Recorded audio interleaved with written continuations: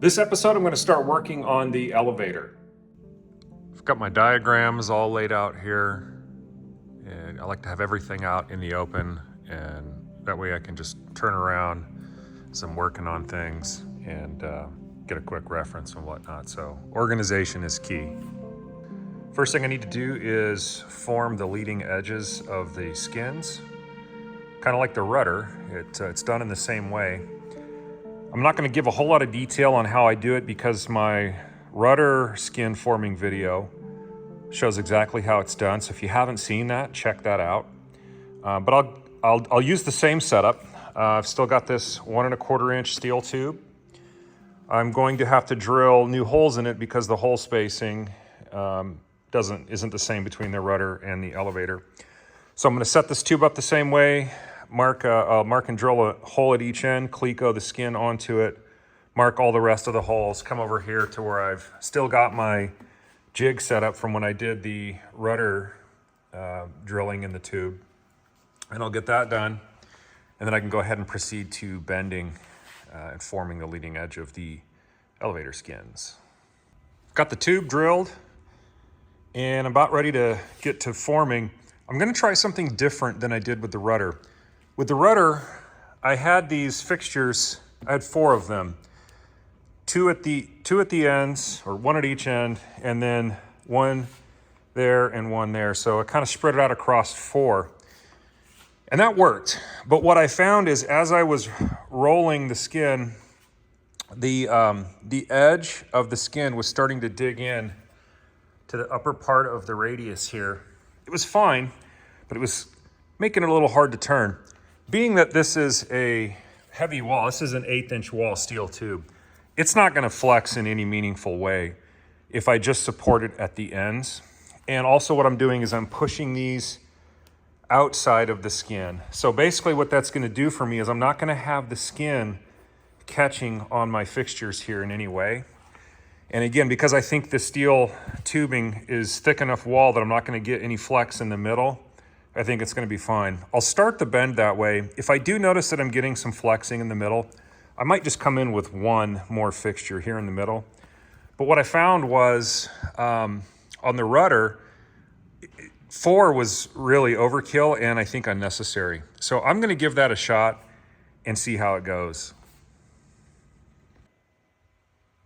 Something else I'm doing differently than when I did the rudder is I'm inserting a sheet of brown paper between the skin and the table, all the way up as tight as I can tuck it up under there. And the reason for that is when I did the rudder, I noticed that as the skin moved, it's kind of being pulled in, drawn in as you're rotating it. It rubbed against the tabletop here and it just put some little scratches. Not that it matters. The scratches are really no worse than what's already here from the way they come from the factory, but I just want to eliminate any of that. So a piece of paper under there should provide a little surface, a little barrier. That paper should kind of roll with it and reduce any scratching that I get there. It's all fixtured up and ready to go. I'm just going to take my pipe wrench here on the one end and I'll put a little bit of lubrication on the little fixtures, a little WD-40 or something. Some beeswax would work nice too. And get my pipe wrench on here and give her a torque and let's see if we get this baby bent up. Oh, also very critical, make sure that you bend the right way. The manual shows, the figures manual, figure 5-01 on my manual, shows that's a bottom right leading edge, or I'm sorry, a bottom right skin, and the leading edge will be bent up. So I'm double, triple, and quadruple checking that that's actually gonna happen and bend the right way, because once you bend it, if it's the wrong way, you've scrapped the part. So check that before you do your bending.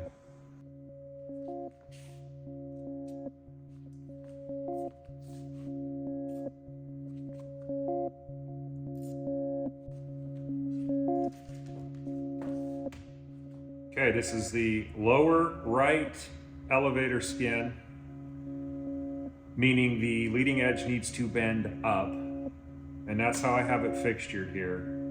Got the left edge of it here, the right edge over there. It's the bottom. When I rotate this, it's gonna bend up. Triple check that. I don't want to ruin this part. All right, let's give this a shot. I'm just using a pipe wrench, just like I did on the rudder video. And let's see how it goes. Yeah, it's not flexing at all in the middle. I mean, maybe a 1/16 of an inch, right? Hardly anything. So this is actually working nicely.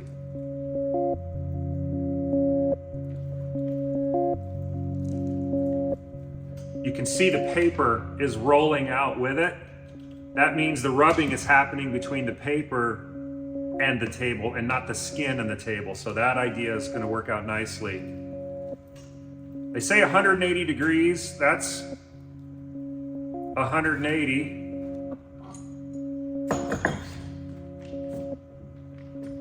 I think that's going to be good. I'll unscrew the fixtures. That'll allow me to pull this off. I'll uncleco it and we'll see what we've got.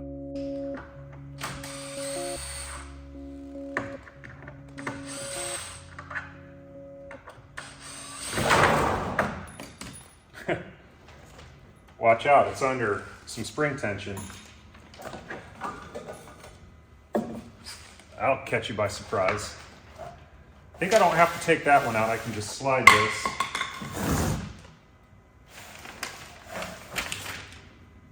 There we go, and voila.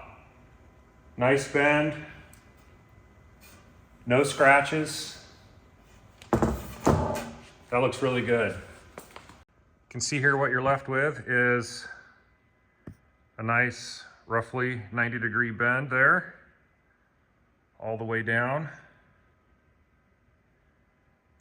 Yeah, putting fixtures on the ends and then just rolling it from there was so much easier than the way I did it on the rudder. If I was to do the rudder over again, I would do it the same way. So hopefully you're watching this before you watch the rudder video, if you're gonna do your rudder.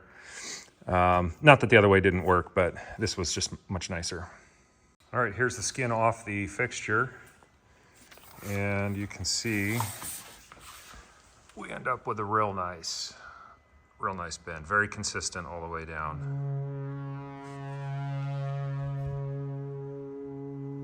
Good, happy with it.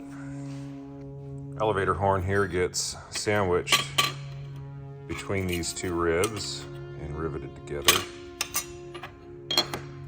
There's a bearing that gets pressed in here, and then they call for a rivet here with these brass washers on either side. I'm gonna go ahead and use a solid rivet in this case.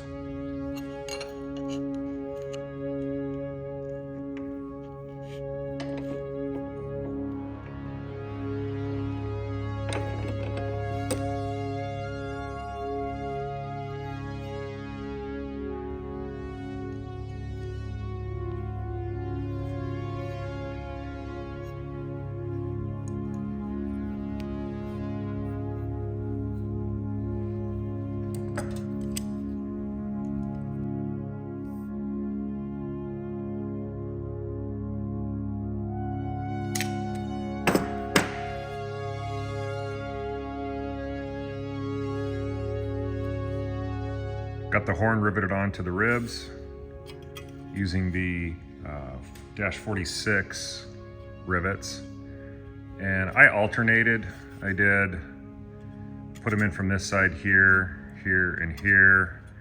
And then these three and these three here I flipped over. The manual doesn't say to do that. It really doesn't matter, but I thought, well, I don't know. The failure mode of these rivets is probably not symmetrical, and honestly it doesn't matter because the material, the rib here is probably going to fail long before the rivet does, but you know, it's just, I'm weird like that. In the same manner that I added doublers, my own doublers, to the vertical stabilizer, horizontal stabilizer, and rudder, I'm doing the same with the elevator where the hinges are. These are the parts that I drew up, and they're gonna fit right there. They have their own holes at the outer edges that rivets it to the spar. So I'm going to put those in. And I'm doing this because if you watch the other videos, you know, I make sure I'm very clear in that I'm not saying there's a design weakness here.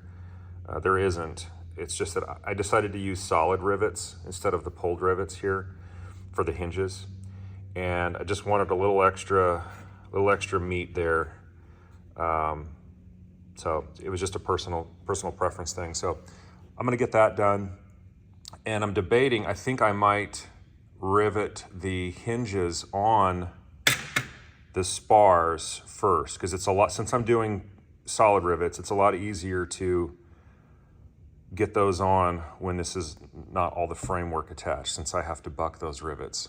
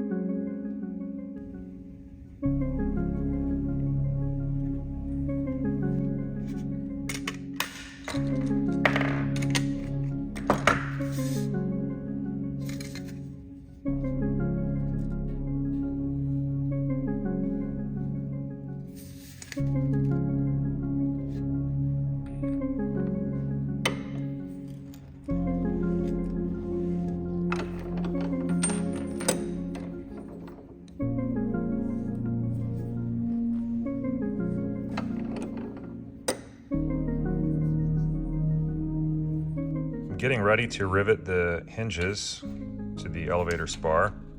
What I like to do is just put a stack up of washers in here and squeeze this together, get the right thickness. That's going to hold the hinges in line with each other. Plus, since I'm doing the solid rivets, I have to buck these and it shakes the part, and I don't want to have any chance of anything slightly moving. So clamping that together with a nut, bolt, and stack up of washers there. These are the -6 rivets I'm using, or a number 6 rivet. Dash number, I don't know, I got really long because I knew I was just going to cut them to size. This ends up being the size they need to be after cutting, using my rivet cutter there. And you can see that'll just insert in there. Well, I need to clear that hole out. Let me do that now. Got a number 11 here.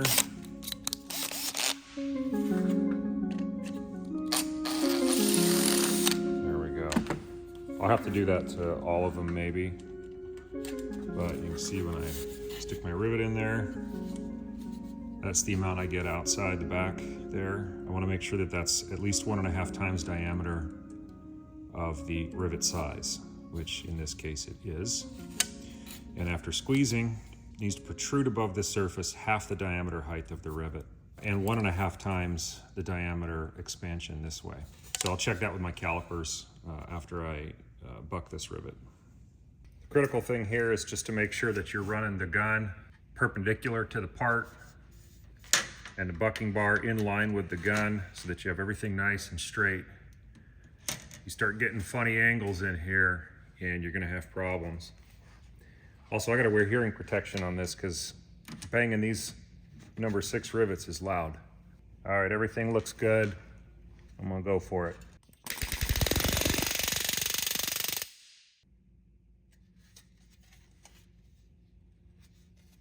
I'll check this with my calipers and see where I'm at.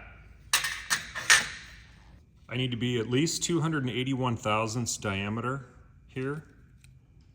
I am coming in at 283, so I'm good there. And I need to be at least 93 thousandths thick here, and I'm coming in at 125. That tells me I could probably shorten that rivet just a touch for the others. It's okay to be a little heavy. You certainly don't want to be light there. So I might just trim those rivets, maybe 10 thousandths, 20 thousandths less in the length. I've trimmed this rivet just a little bit shorter. Now another way you can tell if you got the right size is you want to come here and you want to make sure you have 1.5 times, and that would have been 281 and I'm 288. So I'm 7 thousandths over, that's fine. I'll go ahead and I think that'll be a little bit better length on this.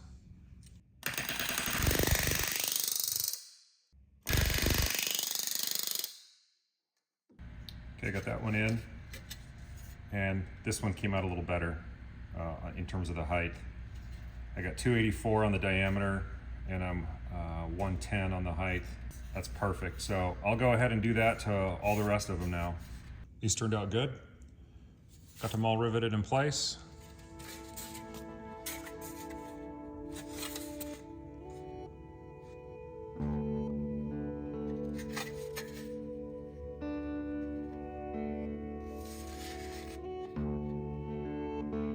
Joining the elevator spar halves together. Doing a combination of solid and pulled rivets. I'm doing the solids on the ends because it's just easy to get in here and buck those. It's a little harder to get my bucking bar up in this corner here, so I'll run the pulled rivets for that row there.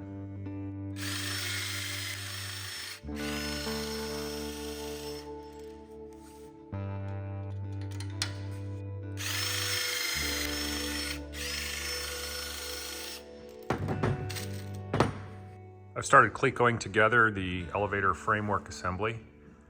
Got the spars joined together at the center where the elevator horn is. And I've got the ribs all clecoed in place. I'm gonna add now the trailing edge spar piece and get that clecoed in next.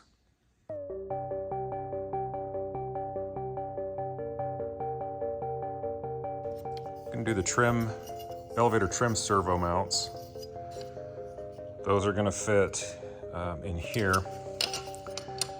Something I need to be careful of here is all the parts on the elevator are symmetrical. There's no up or down side until you lay it out and you get it clecoed together and you got the elevator horn in here, which now establishes that that's, this is the bottom side and it's sitting upside down on its top. And the reason that's important is, they've got all these holes that are symmetrical here, here, here, and here. Also the same holes on the other side, which I'm not gonna use. And it's important that I use the right holes and I have all these oriented correctly. So I'll confirm that by looking at the drawing here, and I can see, let's see here, longer end to aft nut plate holes to bottom. So I can see this is going to be an area where if I'm not careful I could screw something up.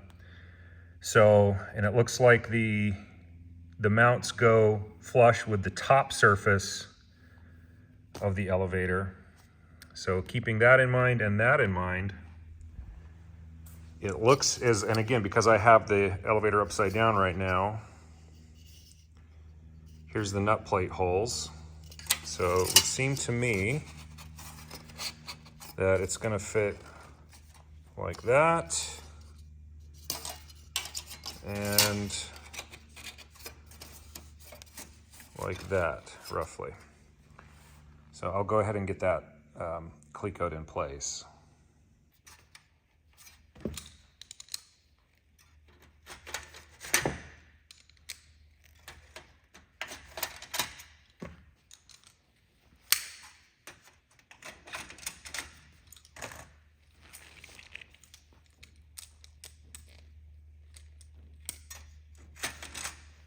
Okay. Nut plate holes to the bottom, longer end aft. And I've got them flush with the top surface of the elevator, so that's good. I've got everything clecoed together now. At this point, the manual calls for riveting the frame assembly together. So I'm just gonna take one more run through, make sure I'm not missing something, and I'll go ahead and get these riveted.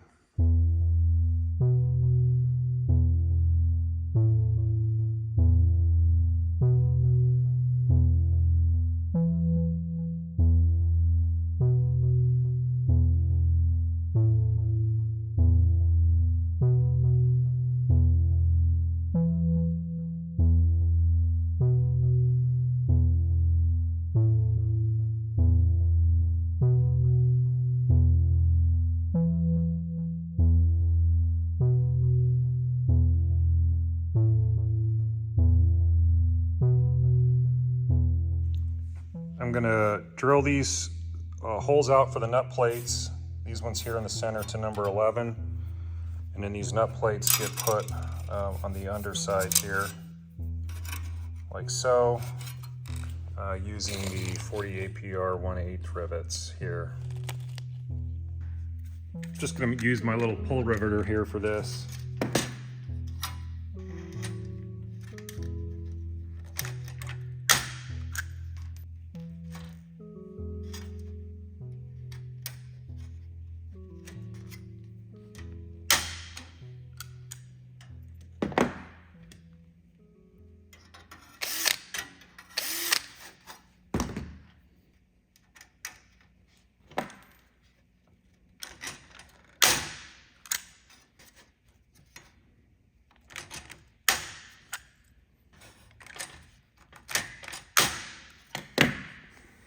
Nut plates are riveted into place.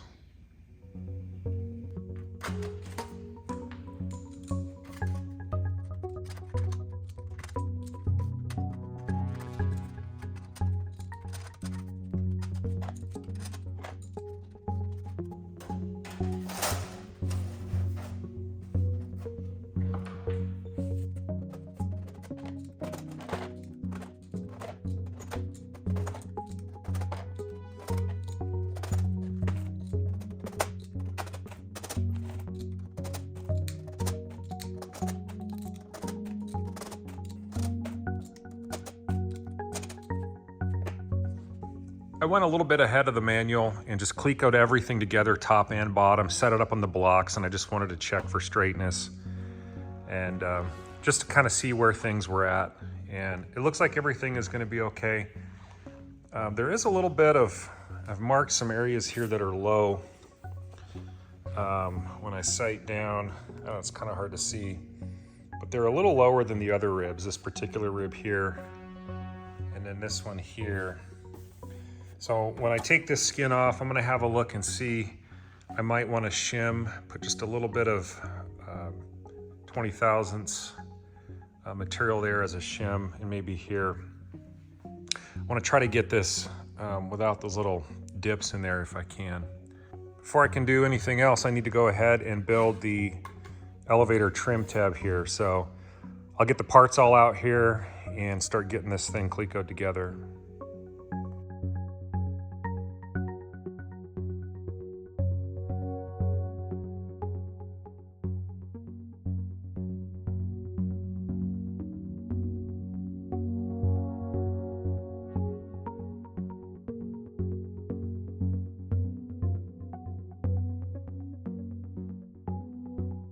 Got the trim tab clecoed up. I've got it set aside here temporarily while I set this up. I'm using machinist blocks, a couple 1, 2, 3 blocks, 2, 3, 4 blocks there. And this is where I'm gonna set the trim tab on there and check for twist. What I'm gonna do, I'm just gonna use my digital level here. And I've got 0. I'll go all the way down, 0, and so on, all the way down. It's kind of hard to read, but 0. I've checked them all. They're all at 0. I think this one here might kind of flicker between 0 and 0.1. That's fine. So I know that I don't have any twist across here. I've got a nice flat plane in terms of the twist. What I don't know though is what do I have going on here? Because I'm just depending on this MDF tabletop for flatness, and I want to check that. So what I use, these are concrete screeds. They're just aluminum extrusions, but they make pretty nice little straight edges. Obviously, they're not like precision ground certified straight edges, but for this purpose, they'll be fine. So I'll just set this across here. And what I'll do is I'll just sight down it and make sure I don't have any gaps between here, and everything looks pretty good. I do have a paper thin gap there, so I'll put just a piece of paper shim under that one. And those look okay. So it's just this one here that could use a little shim. I'll shim that up. And at that point, I can take off the straight edge there. I can bring my trim tab on it. The way I've got it set up is there's a block at each end and then at the ribs. And I'll set that down on there, throw some weight on it, and it really can be nothing other than flat and not twisted.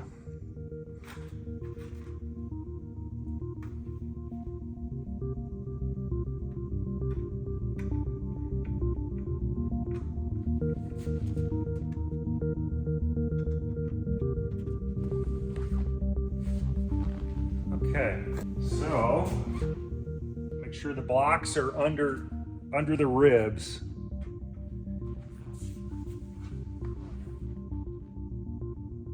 That looks good. Do have a little twist here, but when I put the weight on it, that should go out. So I'll do that now. Just one over each block, right where the ribs are. I want to take off, I had a couple clamps here holding it. I want to take those off so that I'm not holding any twist in.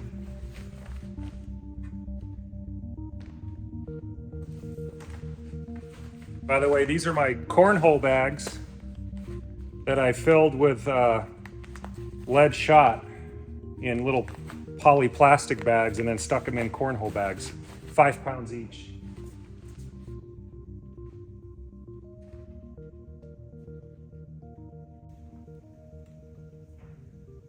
Okay, it's all sitting there on the blocks. Everything is nice and flat there. I'm gonna use my little Cleco clamps kind of in between where the holes are just to make sure this stays together.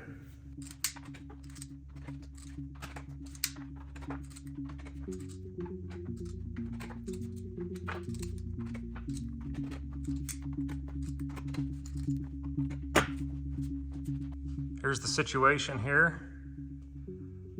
Got them all nice and flat up against the blocks, all the way down at each station.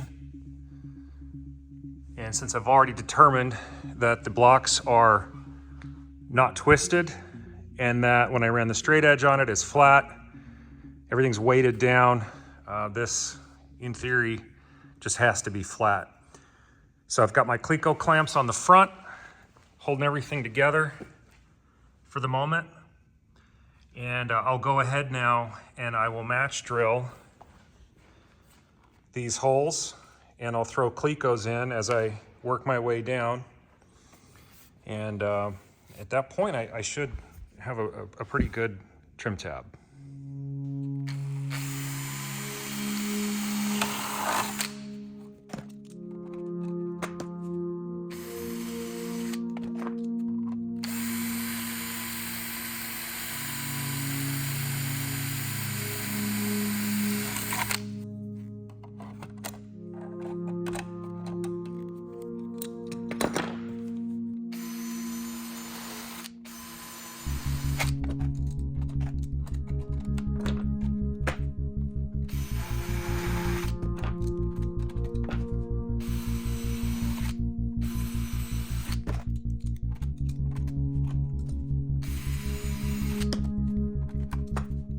Everything's match drilled and Clecoed, and everything stayed flat best I can tell. Nothing moved on me. So I'll take it apart and deburr it and get ready for assembly. I took everything apart, deburred, and I've got it back together again, setting up on my blocks, checked everything again, it's all flat. So at this point, I'm gonna go ahead and pop in some rivets here, and then I'll flip it over and rivet the other side. Trim tab is riveted together. I've got it sitting up here on my extrusion just to kind of check and make sure, verify that I did keep it flat. And best I can tell, it's pretty darn flat. I didn't rivet on the top side, the areas where the hinges go, at the ends and in the middle, per the text manual. But what I'll go ahead and do now is trim off these bend tags. I like to do this after it's riveted together if possible. Just makes it easier for me to hold the piece and makes it more stable when I trim those off. So I held off on that, but there we go. Trim tab complete. So now I can come back over here to my setup here and start working on installing the trim tab on the elevator.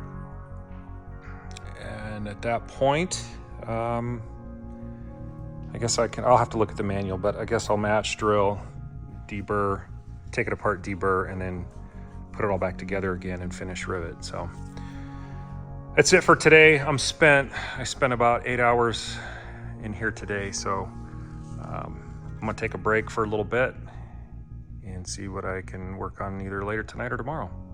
That's gonna do it for this video. I'm gonna split the elevator up into 2 parts. So this will conclude part 1.